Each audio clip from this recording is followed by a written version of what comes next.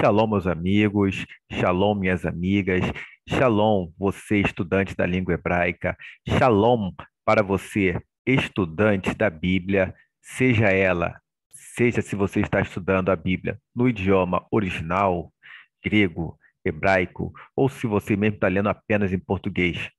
Hoje eu quero te convidar para mais um estudo do nosso canal Estudos Bíblicos com Moré Fábio Almeida.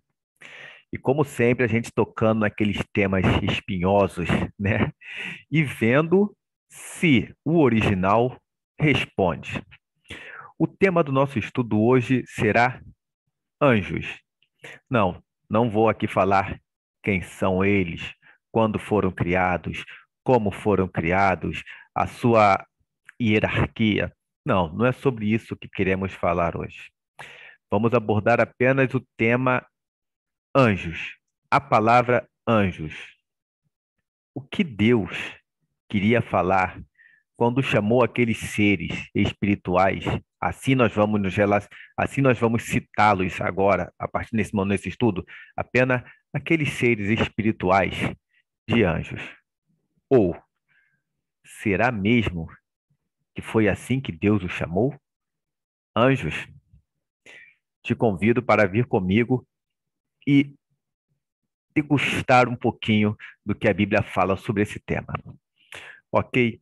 Então, antes de entrarmos propriamente no assunto, visto que é um assunto muito complicado, não digo complicado, mas é uma coisa que raramente você vai escutar.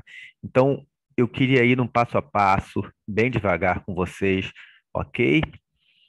Então, primeiramente, nós temos que fazer compreensão de duas coisas: o que é tradução e o que é transliteração. Então, eu convido a você a, a compartilhar aqui desse estudozinho nosso do PowerPoint, como sempre a gente faz, ok? Deixa eu só ajeitar aqui. Deixa eu colocar a minha imagem aqui embaixo, que é o que menos importa no momento. Opa, vamos lá. Estudos bíblicos, anjos. Este nome existe nas Escrituras? É o que nós vamos ver. Como sempre, aqui eu passo para vocês a Bíblia e as suas traduções, ok? Equivalência formal, equivalência dinâmica, formal, dinâmica e paráfrase. Não é importante para a gente hoje, mas eu deixo sempre os nossos estudos aqui, para caso você queira estudar, se aprofundar, você ter ciência. Então vamos lá. Tradução e transliteração. O que é transliteração? É a conversão do conteúdo escrito de um sistema de escrita para outro. O que isso quer dizer? A gente sabe que o hebraico ele é um idioma com caracteres próprios, diferente da língua portuguesa, da língua inglesa, da língua espanhola, que tem seus caracteres latinos. Vamos colocar A, B, C, aquele modo de escrita que nós, falantes da língua portuguesa, conhecemos. E o hebraico, para quem não conhece o idioma, sempre vai tratar aquelas letras como símbolos. Tá? Eu quero falar de um jeito aberto que você me entenda. E as pessoas tratam como símbolos. Não, não são símbolos. São letras, como as nossas, só de origem hebraica e as nossas são de origem latina. Então, a transliteração é você converter as letras de um determinado idioma, no caso da Bíblia, do idioma hebraico. Claro, no caso da Bíblia, eu estou falando do Velho Testamento, do idioma hebraico para os caracteres latinos. Então, vamos aos exemplos práticos que é mais fácil para a gente entender. Aqui nós temos uma tabela. No meu lado esquerdo eu tenho o original hebraico. Na coluna do meio eu tenho a transliteração. E na outra coluna do canto nós temos a tradução. Então, a primeira palavra que nós temos aqui, Eu vou falar o nome das letras hebraicas, ok? Nós temos o Shemesh, Mem, Shemesh de novo. Ou seja, lembrando sempre que o hebraico ele é lido da direita para a esquerda, diferentemente da língua portuguesa que nós lemos da esquerda para a direita. Ok? Então é só lermos ao contrário. Então a primeira palavra nós temos, vou envolver aqui com, rabiscar aqui com o mouse, nós temos Shem, é a consoante Shem, que o equivalente dela na língua portuguesa, nos caracteres latinos, é o SH. SH. Temos aqui embaixo Segol, é uma vogal, que é a vogal E. Temos a consoante Mem, equivale ao nosso M. Outro Segol, vogal E. E o outro Shem, que é Shen, desculpa, Shen, que é o SH. Então, no original, é escrito desse jeito, e na transliteração fica deste jeito, Shemesh. Ou seja, transliteração é quando você escreve do modo que você fala. Eu leio em hebraico Shemesh. A transliteração, eu vou escrever aquilo que eu falei, só que nos caracteres latinos. No caso, nós somos caracteres latinos. Claro, se fosse árabe, ele ia transliterar para os caracteres árabes, ok? Outra palavrinha embaixo, nós temos ruach. Ruach. Temos o resh, que é a nossa consoante R. Nós temos o vav, com esse ponto, que é a vogal U. Está aqui a vogal U. Temos o het e o patar aqui embaixo, que é um patar furtivo. Então, nesse caso, a vogal vem antes, depois vem a consoante. Então, nós temos ruach. Temos aqui uma outra palavrinha embaixo. Etz. Etz. Temos o ain, que é uma consoante muda. Então, imaginem aqui um H na frente do E. Temos a vogal aqui embaixo, E, ok? Que é o tsire, vogal E. E o tsad sofit, que tem um som de TS ou TZ. Então, temos etz. Lemos etz, escrevemos etz com o nosso alfabeto latino. Ok? Até aí eu acho que eu fui bem compreensivo. Então, vamos voltar aqui atrás, na página anterior de novo. Então, nós falamos que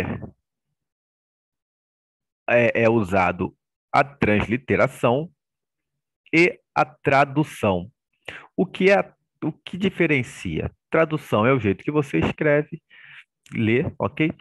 Transliteração é o jeito que você vai escrever, transportar os caracteres originais para os caracteres que você quer, no nosso caso latino. E tradução é trazer o valor daquilo que está escrito. Explicando, vamos na prática. Shemesh. O que significa Shemesh para os judeus? Shemesh é o nome que eles dão àquele astro que fica lá em cima durante o dia, iluminando a terra. Nós chamamos de Sol. Ok? Então, Shemesh, eu tenho aqui o original. Na coluna do meio, eu tenho escrito a transliteração. E na coluna do canto, eu tenho a tradução. É o significado daquela palavra. Shemesh, Sol. Ruach, espírito ou vento. Etz, tradução, árvore. Mayim, tradução, água. Kelev, essa palavrinha aqui, a penúltima palavra, Kelev, tradução, cachorro. E a última palavra, Gan. Gan, tradução, jardim. Temos Gan Eden, jardim do Éden. Mas por que eu estou focando em tradução e transliteração para entrar no tema? Simples. Porque quando a Bíblia foi traduzida para o português, a maioria das palavras elas são traduzidas. Porém, quase de vontade de todos os tradutores, eu não posso falar todos porque eu não conheço todos, mas aqueles que eu conheço, todos dizem que nome não deveria ser traduzido, apenas ser transliterado.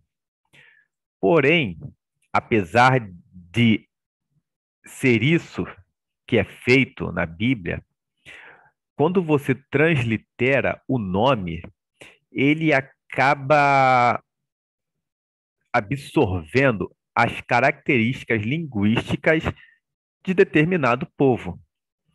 Um exemplo, nós temos o nome Pedro.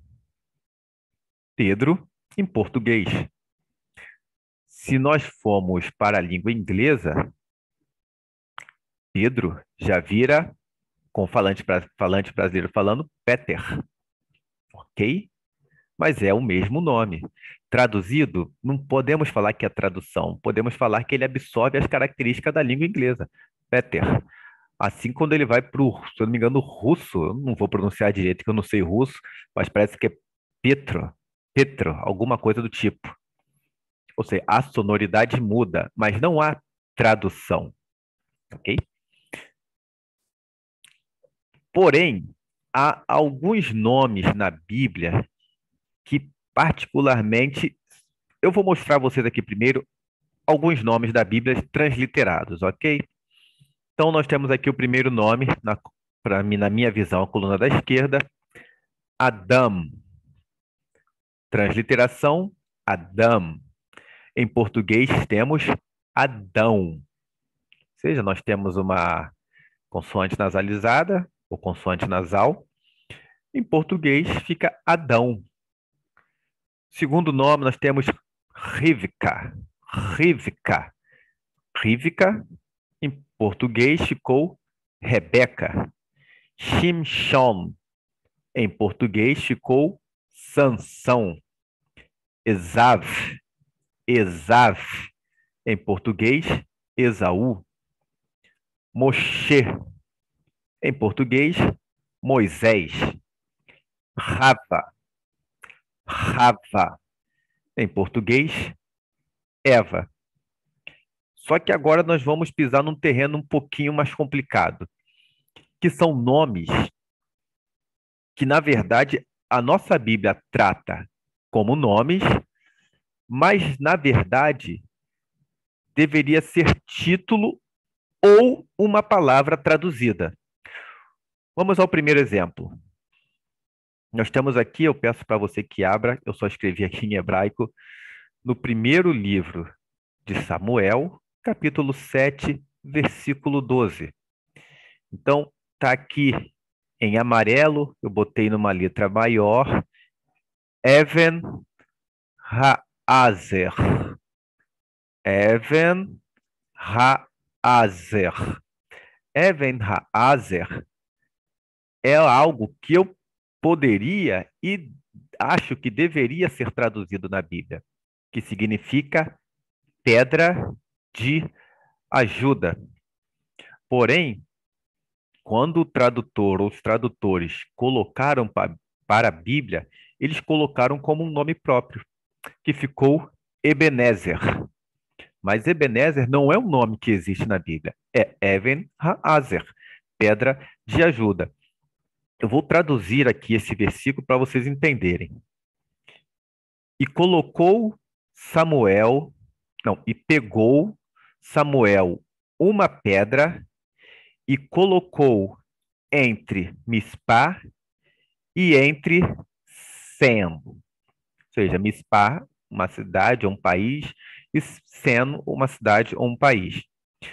E chamou e chamou o nome dela, ou deu o nome daquela pedra, pedra de ajuda. E disse, e falou mais. Azarano, ajudou-nos Jeová. Ou seja, ele pegou uma pedra e falou: isso aqui é uma pedra de ajuda. Pegou aquela pedra e falou, pegou uma determinada e falou, essa aqui é uma pedra de ajuda. Por quê? Porque até aqui ajudou-nos Jeová. Eu não vou entrar para explicar ou tentar explicar essa cena, porque é só vocês lerem em cima em português, vai explicar muito bem, ok?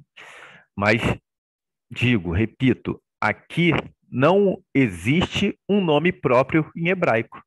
Não, existem duas palavras que deveriam ser traduzidas, porém, não sei por quê, ou primeiro, não sei qual tradutor, se foi o primeiro que trouxe para a língua portuguesa, eu acho que todos seguiram esse caminho, deram um nome próprio para ela, Ebenezer. Mas Ebenezer não é um nome próprio, ok?